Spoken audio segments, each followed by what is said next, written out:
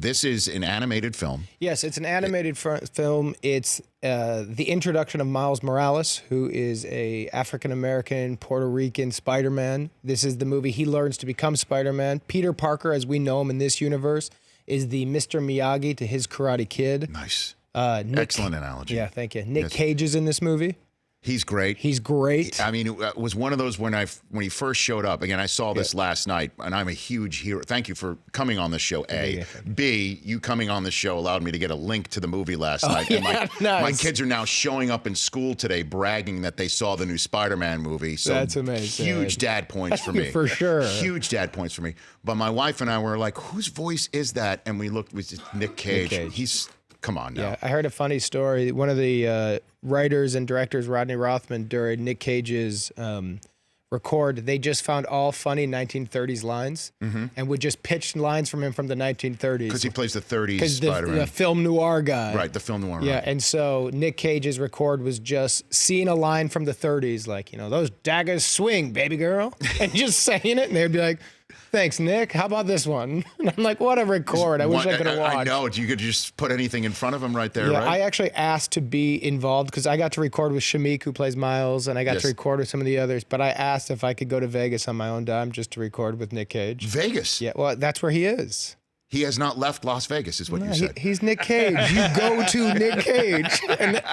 And the directors and producers know me, and they're like, no, you're not coming to Nick Cage record. We don't need you. Well, I mean...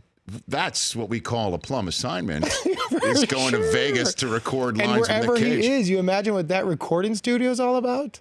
That's not like the same one I'm in. I'm in a regular box. He's in like a gold box. It's probably in his basement. For sure. It's wherever he wants. It's in his castle, with Mike Tyson's Tigers. Yes. Yeah. Mr. Chow. You got to go over a moat to get to it. I want all of it. But it's great, Jake, as you point out, there's all different characters from, I guess, the Spider-Man oeuvre that you see, different takes on it. And in terms of the first female we got Spider-Gwen in this. I've got 2 daughters, and so I've been recording this for the last 2.5 years. It's been a really long job. And when I first told them, I was playing Spider-Man, we would play superheroes, and they would call themselves Spider-Man Girl. Mm-hmm. And I was like, that's kind of sad. Mm-hmm. And as like a white guy with representation, I've always had all the characters. Mm-hmm. So I'm like, oh, wow, you don't have to be Spider-Man Girl. You can actually just be Spider-Gwen. Mm-hmm. And she kicks butt, and she's cool, and she's a drummer. I got to tell you, my 5-year-old girl, my 5-year-old daughter, sat up the entire time, was locked in, and blurted out towards it, I want to be Spider-Gwen. She wants to be Spider-Gwen for Halloween. Yeah. She wants the costume. So she saw. It's the thing. Yeah, it is. She saw a somebody who's like her, who's really cool. Well, I mean, and she does have those moves already down pat. She can just kick you in the head. It's a problem. It's a problem trying to socialize her into society right now. Jake. But for guys like us, older white guys, we still have Peter Parker too. So we're still in this movie. So it's one of those movies that it's just.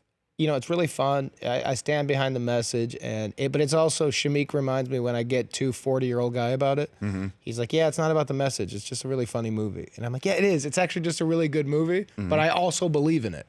Did you, Jake Johnson, meet Stanley? Did you get a chance to meet him? I unfortunately did not. Oh, what a bummer. It is a bummer. But I have, obviously I cared about Peter Parker as a kid, but doing press for this, I've realized people care about this universe in ways I can never imagine. We've done Comic-Con a couple times. This is serious business, This is serious business. Because how many people are going to show up to the movie and think it's not a cartoon, right? There's going to be some people who might do that. Yes. But it's not even it's a comic book. The comic book explodes on the screen. It's a comic book explodes. But what I really realized about Stan Lee through this was how his message was about inclusion and how revolutionary Peter Parker was when he first came up with it. Just a Jewish kid in Queens who has superpowers. Mm-hmm. Nowadays doesn't seem that crazy that he could do it. But then it was really wild that was a superhero. And I never got that until people kind of explained how wild Peter Parker was. Because when I grew up, Peter Parker was just Spider-Man. So this movie are all characters in his universe, and it's now different people exploding with those powers. Right. But it was pretty neat to have people say, in their opinion, that was his original message. Huh. I'm like, I kind of missed that about Stanley. I just thought he was like a really creative guy who liked this. Right. But like, there was a deeper thing behind that guy in a way that's been cool to learn. Have you stopped at any moment in time and go, my God, I just played Peter Parker? You know, I mean, it happened. Your kid? Kind of. It happened when I first got the job, but they didn't let me announce it for a year and a half. So I was constantly afraid of being replaced by like one of those guys who would win the Oscar one day.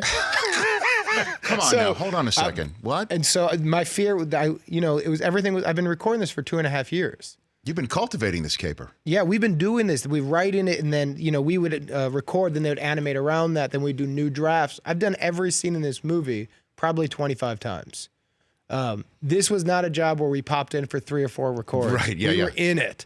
Right. And so my fear was, before it was officially announced, like 8 months ago, at any point you could get somebody else in that booth. So once it was announced, everything has gone fast. So I think I'll sit back. You're in. And be really excited when this is all done, the movie's out. But it's been a dream job. I love the character. I mean, here we go. Spider-Man Into the Spider-Verse in theaters Friday, December 14th. Your Bears are we're really good. Good. And look like you're set for a while. Yeah, I think so too. This is good. This is good. I don't know. You got the Packers are falling apart. They can't figure it out up there. You must be loving Minnesota's that, right? falling apart. What is happening? They made such a mistake at the quarterback position, and Detroit's Detroit. Seems like that head coach should stick around as a defensive coordinator, and we're just walking around the North having fun. Oh, no, nobody saw this one coming. And then the Golden Globe nomination. Globe nomination. Oh, Incredibles tour. Let me hear. Here's your competition stiff, man. Let's see the NFC North of the Golden Globes. Well, I don't know. You guys all loved the NFC North before these years started. Let's see what they say. Incredibles 2, Isle of Dogs, Mirai, Ralph Breaks the Internet, and then you. Yeah. Take it home, brother. Yeah, that'd be fun.